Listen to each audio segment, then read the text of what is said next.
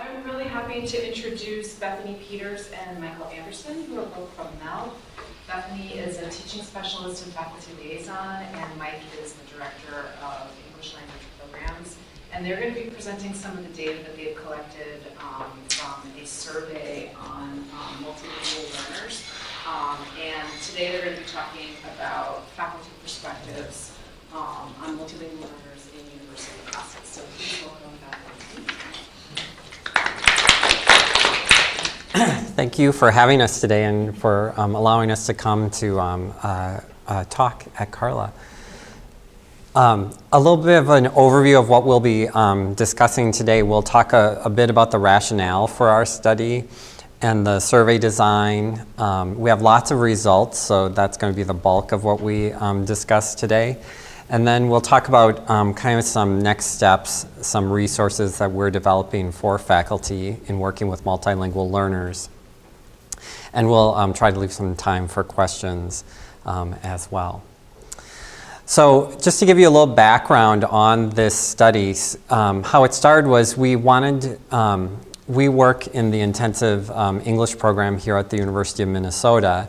So we wanted, and we get questions from faculty about supporting students they might have or students that are struggling with something in their classes. So we would hear anecdotal stories and get different questions. And we knew that we wanted to provide some resources for faculty that would be more accessible to them. But we also needed to know kind of what were the big issues that people were having with multilingual learners in their classes. So we decided to do a survey first to help inform the resources that we're trying to develop. And so this is part of that survey we're developing or will be presenting on today. The survey it was funded by an international student enhancement fee, and that allowed for Bethany to work on the survey and develop the survey and administer the survey. So our presentation today, the survey focused on faculty and staff and their perceptions of challenges and benefits of having international students in their classes. And today we're just going to focus on the faculty and talk about the faculty side of the data. So there's literature out there on, so other people have done studies on supporting multilingual learners or international students in American classrooms. But there hasn't been a really big study of kind of surveying faculty at a university of this size. But we do know that international students enhance the learning experience for all students, having a more diverse classroom, and especially the Barbara Kapler and Chris Johnstone and Deanna Yanova's paper that's coming out soon also has empirical evidence of how international students enhance the classroom experience. But we based part of our survey on the Andrade study that did interview faculty about supporting students and especially non-native speakers in the classroom. So before we move further along, I wanted to talk about terminology a little bit because during this presentation I'm going to use the terms multilingual learner and non-native speaker of English interchangeably. And we thought about how to approach this survey because we really needed the information from faculty, and we knew there was a range of views out there from faculty in how they perceived non-native speakers and if they perceived they were a bigger challenge than other students or if they perceived them as enhancing their classroom, and we knew there were a whole range of perspectives out there. But we wanted to gather all of those perspectives in this initial study.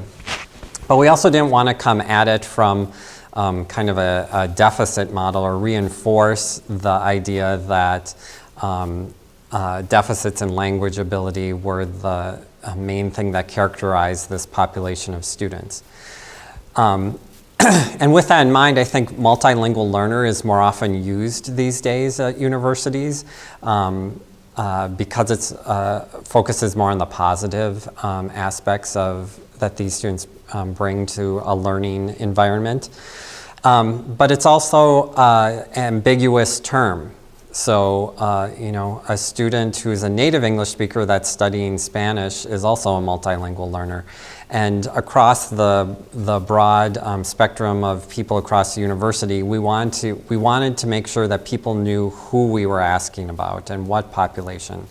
So after consulting with different people, we decided to use a term non-native English speaker for this study and for the questions in the survey.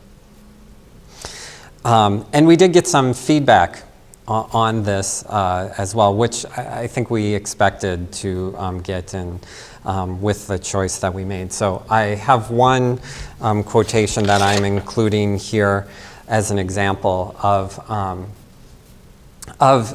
people shared their ideas about non-native speakers in the classroom and how we may need to rethink the status of non-native speaker, and whether it's whether we know it's a heterogeneous group, so is it really right to group students together like that?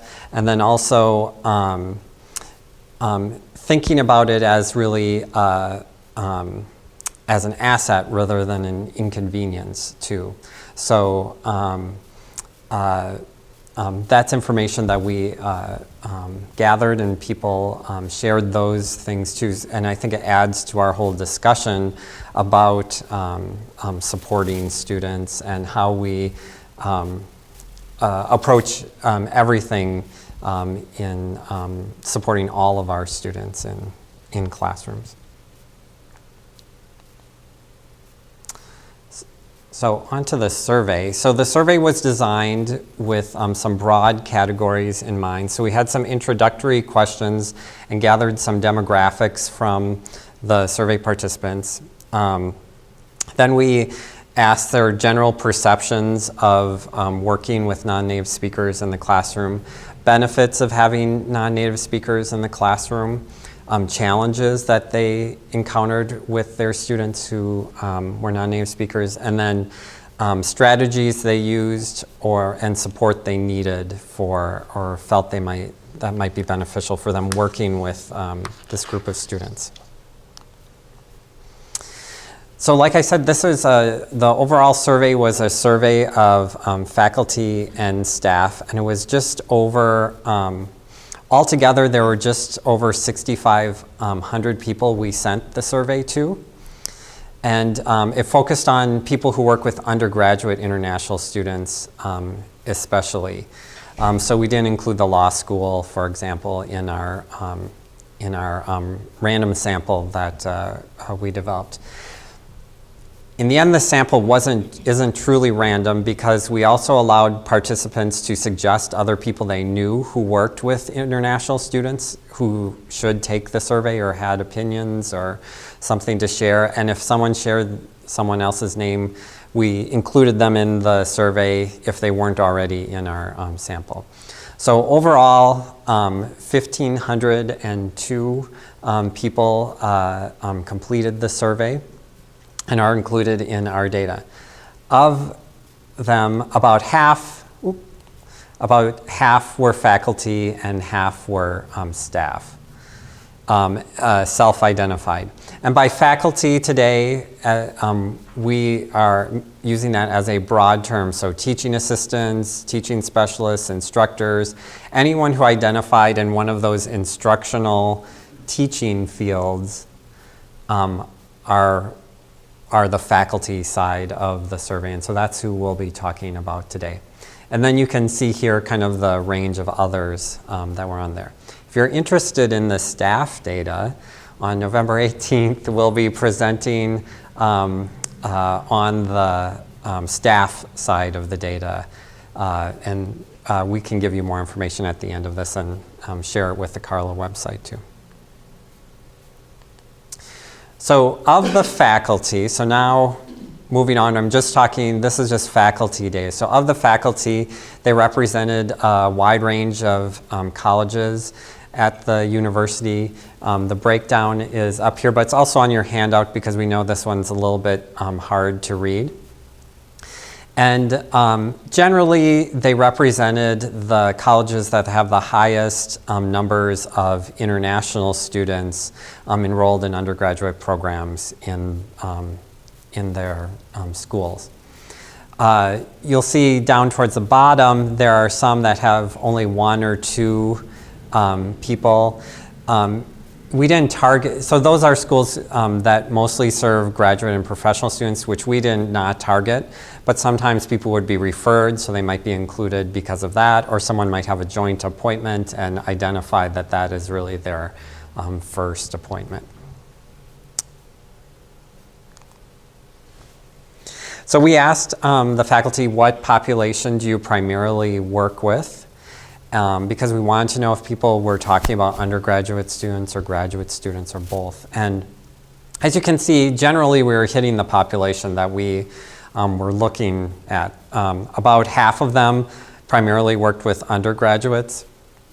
About a third worked with both, and then 18% worked with both graduate and undergraduate students. So I'm going to turn it over to Bethany now to talk about the results of the survey, starting with the benefits.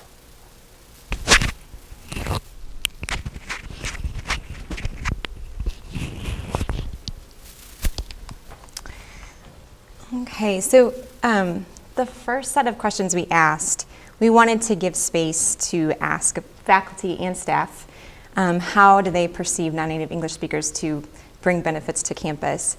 And there's a lot of recent research that documents benefits, and so we kind of used that to help guide this section of the survey. And we asked this broad question, but then we broke it down into different areas.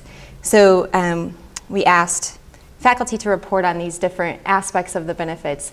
To what extent does having non-native English speakers on campus help all students to learn about diverse perspectives, develop intercultural communication skills, and develop critical thinking skills? And you can see by the pie charts that the shades of gold represent the levels of agreement that faculty express, and the shades of red represent the levels of disagreement. And so by and large, faculty reported high levels of agreement that non-native English speakers benefit the campus in these various ways, with some slightly less agreement for developing critical thinking skills. We also asked an open-ended question in this section to just give space for faculty to identify other benefits that they feel students contribute to campus. And this represents our coding for both faculty and staff respondents. And these were the top 7 themes that emerged from our the open-ended responses. And just can kind of see the range of different aspects of the benefits. Anything related to cultural diversity, enhancing perspectives, bringing new languages into the classroom, and then on down to different types of communication skills improvements that were very specific in some comments, linguistic benefits, relational benefits. Number 5, they raised the bar. This kind of faculty talked about how having non-native English speakers in class, often they're very motivated and very engaged and can really set a nice, strong example for other students. And number 6, some faculty talked about how it can improve teaching. If you have a very diverse group of students, you might be pushed to develop new methods of teaching, and that can strengthen the teaching and learning environment for everyone. And then some talked about how it may help to prepare all students for their future. And here are a few quotes to just illustrate some of the comments that we saw in this section. So this first quote is really speaking to that they raise the bar theme, where non-native speakers are really, in many cases, very smart, hardworking, and really setting a high standard.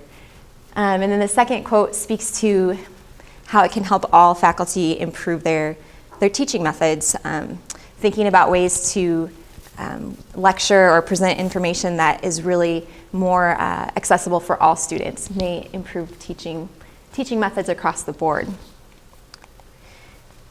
We also had some respondents in this section that commented there may be benefits, but there are limitations to the benefits. And we want to acknowledge this because this is something that is also documented in other literature, where it was really, some of these faculty commented, actually around 60 respondents commented, had some sort of comment that it really depends on the environment and how an instructor sets up the learning environment for students.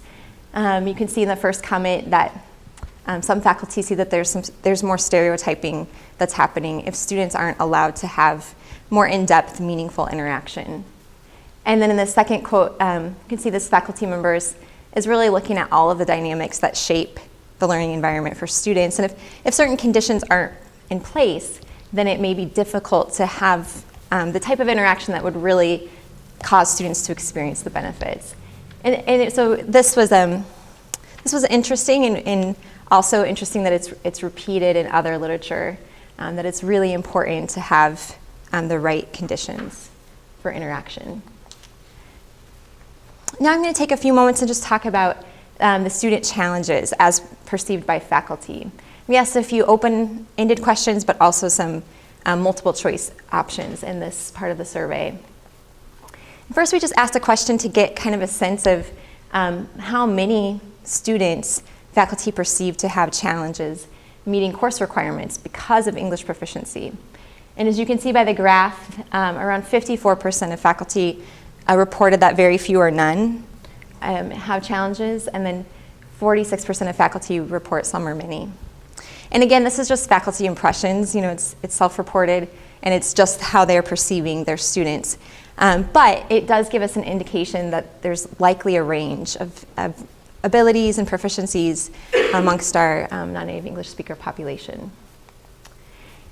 Trying to dig a little deeper, we also asked a multiple option question that allowed faculty to rate their level of agreement in regards to different factors that may be causing students to have challenges meeting course requirements. And so you can see we asked about low English proficiency, cultural differences, and comparing these two, we can see that around 87% of faculty responded some level of agreement that low English proficiency may be a cause of challenge for students. And then around 56% of faculty report that some level of agreement that cultural differences may be playing a role. And in this we see, more seem to have the impression that English proficiency is causing challenge. But in some of the qualitative comments, faculty commented, it's really hard to tell sometimes. Is it culture? Is it language? It's hard to tease that out. We also asked about prior academic preparation and then study skills. So around 52% of faculty reported some level of agreement that prior academic preparation may play a role in students' ability to meet course requirements, and then 33% for study skills may also be a factor. So interestingly, that considerably less faculty perceive that students have weak study skills. And we saw that come out in some of the qualitative comments where they're saying, they were studying really hard and sometimes more than their native speaking peers.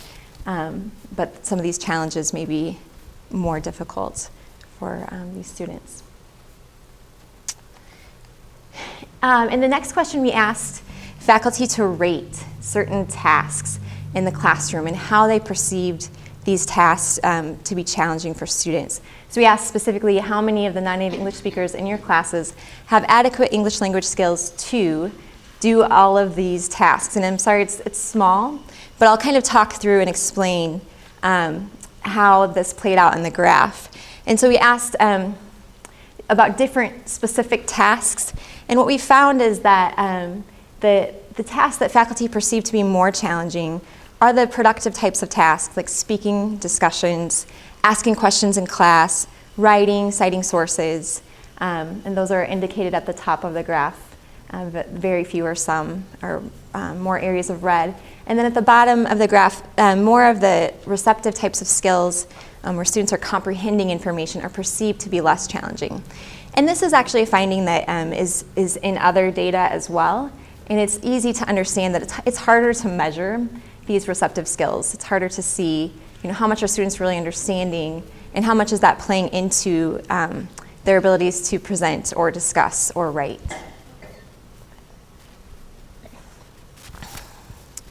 We also asked a few open-ended questions about student challenges and really had a range of different responses from faculty and staff.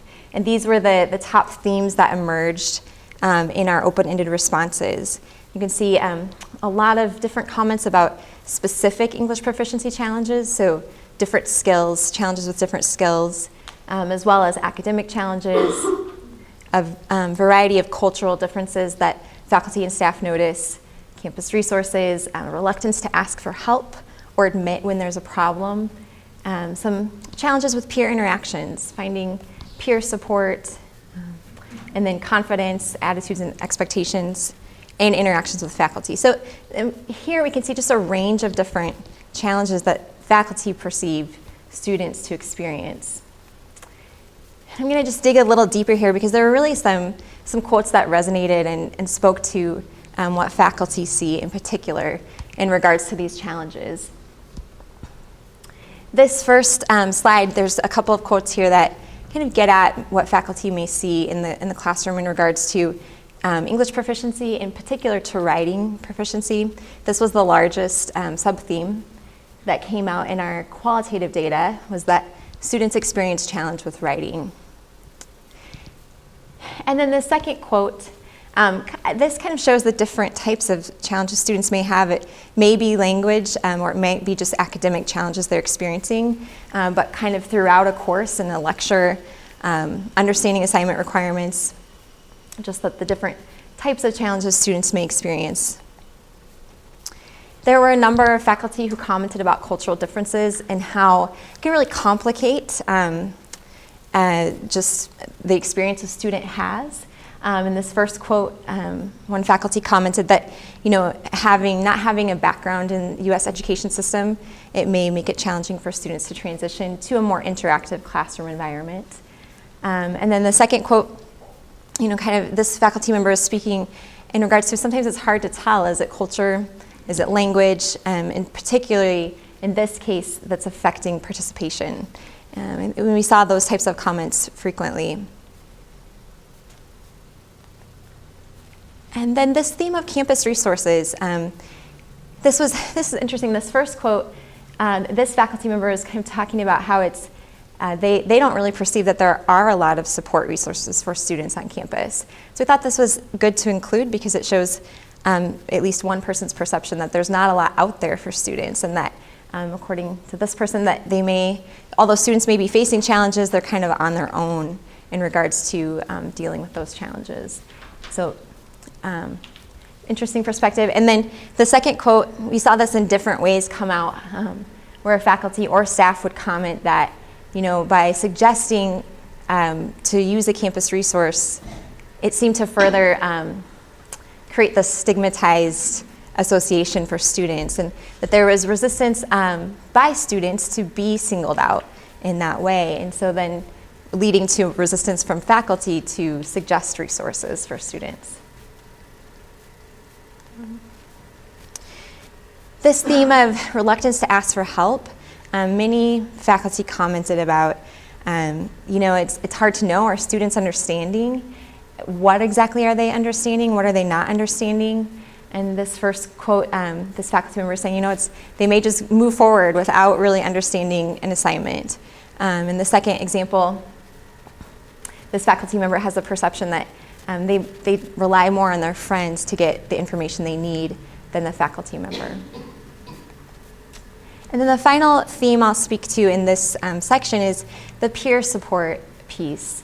And I wanted to show kind of, there are faculty who commented about both sides of the issue. In this first quote, this faculty member is commenting about, the US students are unwilling to reach out and create relationships with international students. And in the second quote, this faculty member is speaking more to the limitations that non-native English speakers may face in building relationships. And so I think this is it's a very complex piece of the puzzle, and These quotes nicely illustrate the challenges that students experience with peer interactions. There's a lot more qualitative data in this section, but we're going to turn back now to look at some of the specific challenges that faculty reported to have in just their own challenges in supporting students.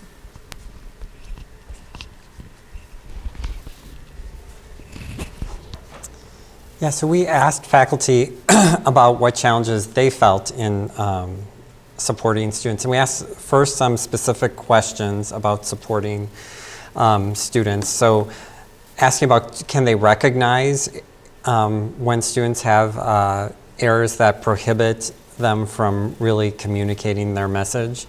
Do they feel confident in their abilities to give feedback? And how familiar are they with a variety of writing styles that students might have because they come from different backgrounds where there might be different writing styles? And as you can see, in general, faculty generally agreed that they could identify when there were errors in language that, or aspects of language that prohibited comprehension. Maybe a little bit less confident in when to give feedback and what types of feedback might help students better learn the genre that they're working in, speaking in, or writing in. And then again, fairly confident in knowing the different writing styles that students might have. I think what was more telling again is the qualitative data. I think we got more interesting information and stories from people about what challenges specific challenges they were having. And these are the major themes that we categorize those challenges into. Again, up here they're categorized by the most frequent that a theme, something someone said came into a theme, but just because it wasn't mentioned as many times as resources and training doesn't mean that's less important. It's just a way of kind of giving an overall picture of what faculty were reporting. I have some, again, we're trying to give voice to the faculty through this study, so I'll share some of the voices from our qualitative data. The first quotation here talks about knowing what type of feedback to give students, even when they're perceiving a language problem that's maybe inhibiting them from truly expressing what they want to express.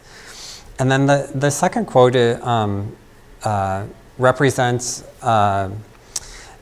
departments where, so I think cultures within different departments vary greatly. And within some departments, there's a belief that supportive classes targeted to non-native English speakers are not helpful. And so they're discouraged from sending students to those resources. Because of confidence or because of not wanting it to be more of a deficit model for students. So I think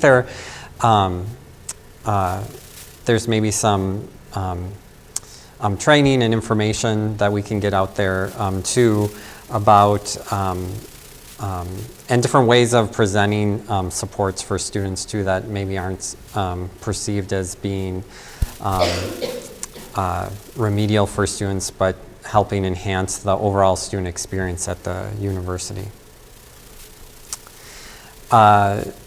Communication challenges. So these are just two quotations that show how faculty sometimes adjust their communication styles or how they communicate with students to get students to better understand the directions or different aspects of class.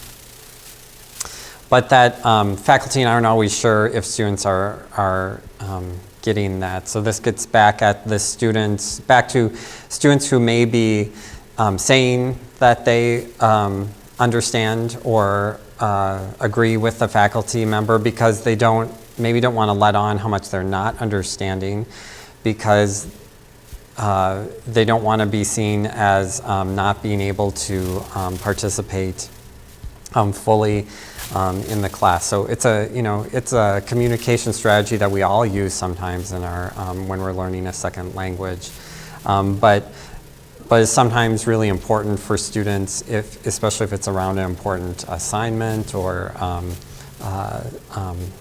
group work or things like that. Some proficiency standards came up, so there were, these are two examples that are kind of pointing out the same thing, that faculty come across students that they feel are really not prepared enough to fully participate in the coursework that they have. This wasn't an overwhelming number of people, but I think it goes back to one of our questions of how do you think your students are prepared to access the coursework? And there was a percentage of faculty who said, some of my students are not. So there may be work to be done about educating people about the tests that students take for admission to the university. Sometimes those test scores cannot be representative of their true abilities. Students practice for tests, for example. But I think that's something we find in all standardized testing too. So even SATs or GREs, things like that, students can practice for those tests and increase their test scores, but it may not be then a true reflection of their abilities once they get here.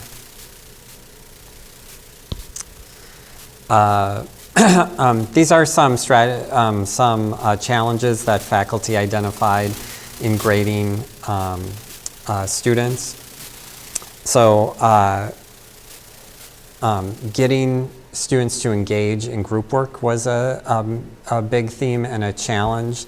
And this echoes what we already know from a survey of students that we did 6 years ago, where students said, even though I feel very proficient in my language, and they would cite their high TOEFL score even, but in a group work, sometimes it's hard for me to break into the conversation, or roles are assigned before I know that it's my time to get in. So this kind of echoes some of the challenges that we've seen students report to. Then frustration over also grading students, or knowing how to grade language or take language into account with grading. Or make sure that students really use the feedback that you're giving them. And that should not sound strange to any language teachers as well, because we also deal with that. So these are the last three themes. I just pulled one out of some of these. So we have the theme kind of after the quote. So the first one talks about wanting students to get more support, but not wanting to make them feel more isolated or offend students. So this was something that came up. Faculty knowing how direct to be to students, so that they actually took advantage of resources and got the help before they were, failed a class or were in a deeper problem than they were at the beginning, but also not wanting them to feel that they were being singled out in the class. Faculty questioning what their role was in working with international students, and maybe not wanting to change what they do for different students or different groups of students coming into their classes. And then again, making sure that students really understood what was being said in the class and what are some strategies to help ensure that students have that comprehension. So, as a segue, we also asked faculty about what strategies they use. And we did that because we wanted to know what people were doing out there, first of all, but then also to gather some information, some examples of kind of good practice that we could use in resources that we were developing. And maybe also see what strategies were missing that might be helpful for faculty to work with. So we asked about some general strategies that we felt that people sometimes used, perhaps, and these were the responses. Again, we asked, how often do you use these strategies in your classes? So if it's in kind of the yellow zone, they're saying often to always use these strategies, and if it's in the more red zone, it's sometimes to never use those types of strategies. So the ones that faculty reported using more were adapting communication styles, recommending support on campus, taking into account the first language background of students when they assign groups, so that students maybe have more opportunity to interact with not just other non-native speakers, but native speakers as well. And then to a lesser extent, some of these are around accommodations for testing, including a common accommodation. Providing extra time on exams is used commonly in standardized testing, but not a lot of people report using that accommodation. There were some qualitative questions about, we asked what strategies did you use, and these were some of the strategy groups that came out of that. So different communication strategies, accommodations really most often around testing, one-on-one support using office hours, adjusting visuals or handouts or being more aware of that for students, promoting different campus resources, encouraging students, trying to build confidence, and to a lesser extent in terms of the number of people that mentioned it, but facilitating peer-to-peer interactions and support in classes, which we know is something that is needed for domestic and international interactions and discussion to take place in classes. That doesn't just happen by putting people in the same room. So these are some voices about some of those different things. So encouraging students to take advantage of office hours or make meetings with me. So making it clear to students that you can come and talk to your professor, or when it's good to talk to the professor or the TA, things like that. So extensive written instructions that can be assessed online. So people talked about providing different things online, maybe lectures online, different things. So students could go back and review things that were really, especially really language intensive and might be hard to fully absorb in a lecture. Office hours again. Encouraging students to interact with different groups within the classroom. Giving testing accommodations, so such as extended time. Changing wording on tests or quizzes to try to keep it as clear as possible so that language isn't inhibiting students from showing their true knowledge. So this is, some of these I'm getting at, but this being one of them, are examples of more universal design of testing or classroom materials. So, and we know often benefit not only the group that you're doing it for, but all students can benefit from that. Grading on more on the content than on the language, that might not be as important because your student learning outcome is really about the content of the course. And providing more feedback for non-native speakers or different types of feedback. So that brings up, a few questions. Providing more feedback can sometimes be a good thing, but we also know that sometimes it isn't used by students, so it may not be the best use of time. So that ties into some of the other challenges that faculty mentioned.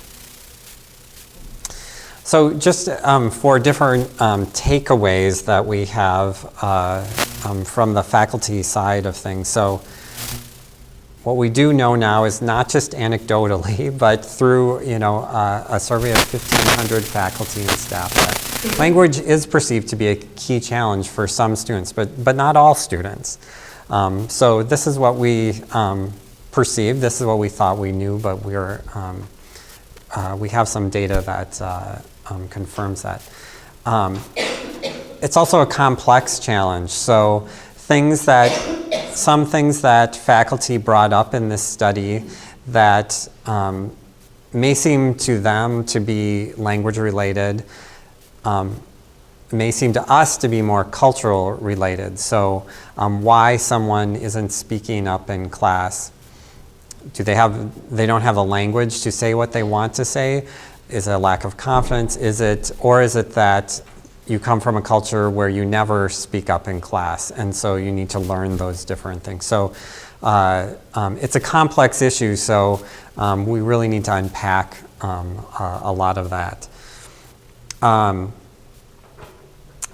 And faculty are using some strategies to support non-native English speakers. But along with those strategies, they also have time limitations that they're concerned about, so different pressures on them. They don't know necessarily when to give help or if they know the feedback they're getting is being used by students, or what their role is in being an economics professor who's also supporting a diverse group, linguistically diverse group of students in their classes. So it's complicated there. So we know these are very bright and talented students that are coming to the University of Minnesota, yet often we have a tendency to focus on their deficiencies too. So I want to bring us back to some of the feedback we got about kind of the survey in general too, that we also want to think about how we approach all of this when we talk to students and we talk to faculty about it. Because we want to celebrate that students are very proficient in 2 languages when they get here. At the same time, being here as an undergraduate for 4 years, part of the goal that students have, and I think we should have for them as well, is that they continue to develop their language abilities. And I think that's why students study abroad as well, to develop more complex ways of using language, to use it in different genres, to learn the vocabulary of the fields that they want to go into. So how can we support them in those roles while helping them get the most out of their experiences here at the university? I don't have all the answers to that question. I'm just throwing that one out there, but we have some ways that we're starting to think about this. So we started a website, esl.umn.edu, that Bethany has been working on. And it has some basic information about working with second language learners in the classroom. We're going to be adding to that. So what we have up there really isn't, it's based on literature, but not really on this survey. So now we're going to take the information from this survey and try to create some more things that would be helpful for instructors.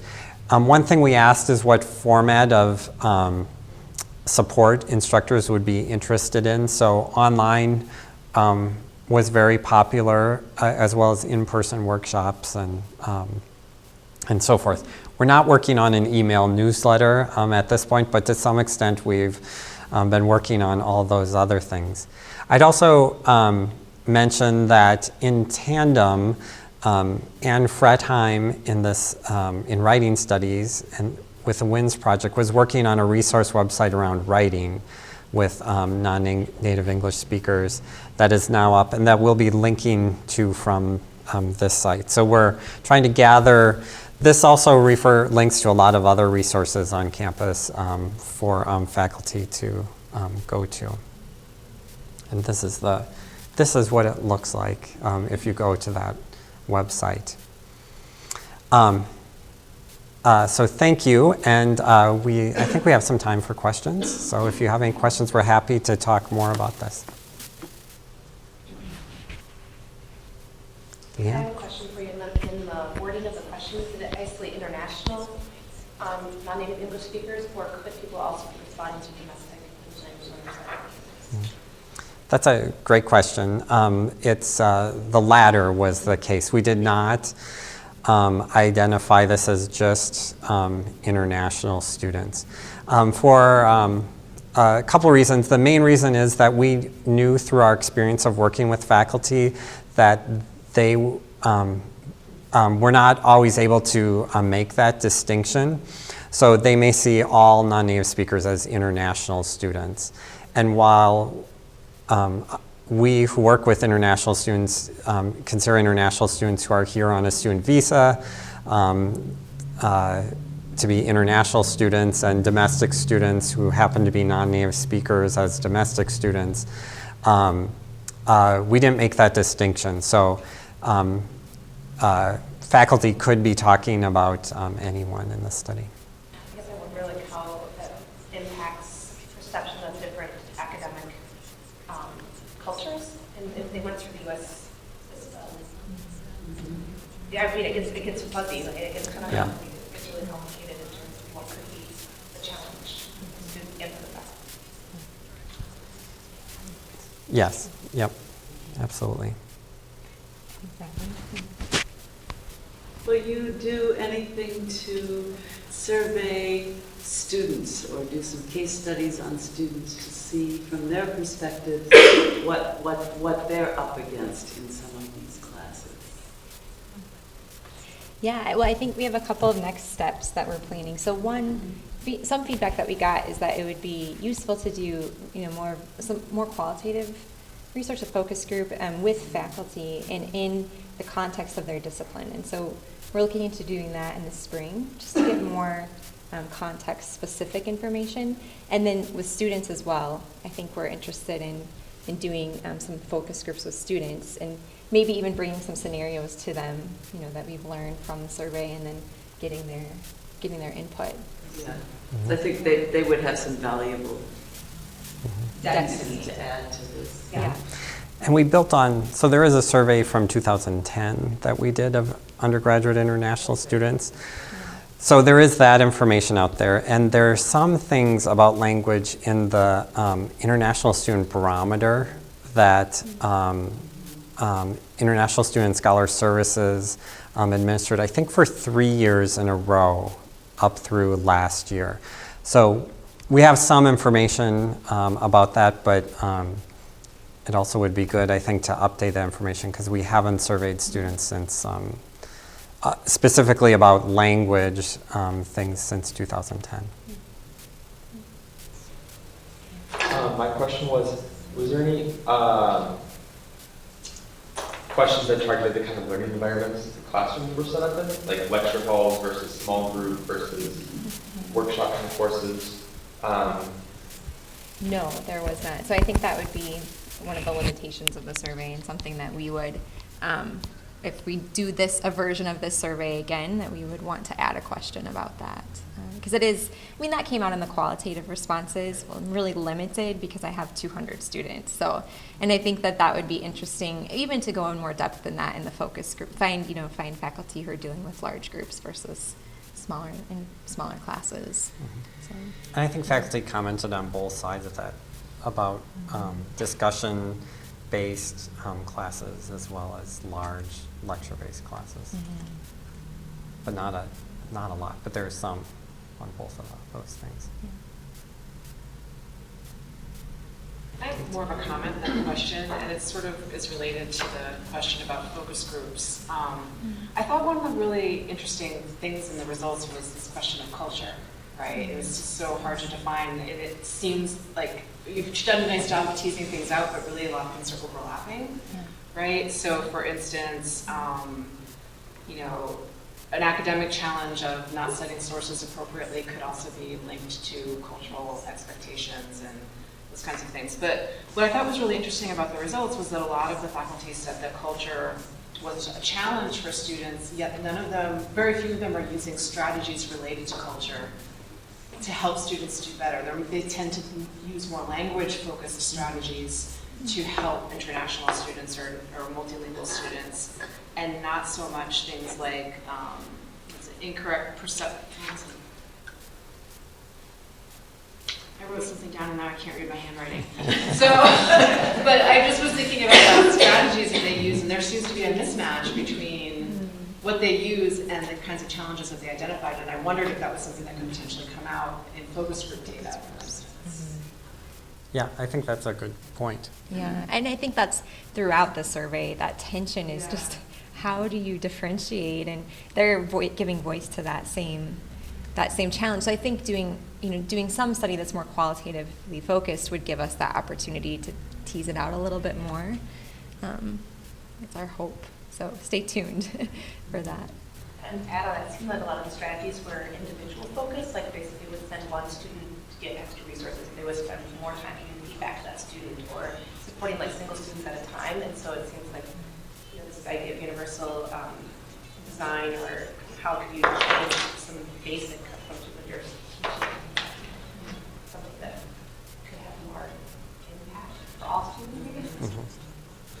And I think that's something we find when we start suggesting strategies and talking. So if we go meet with a department and talk about different strategies that they might try in around group work, or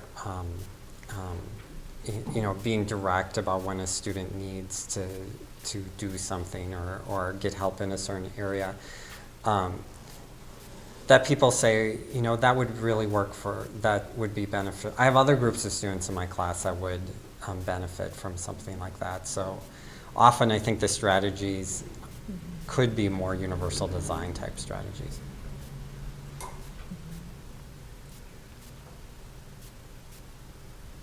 Thank you for coming and spending your time here.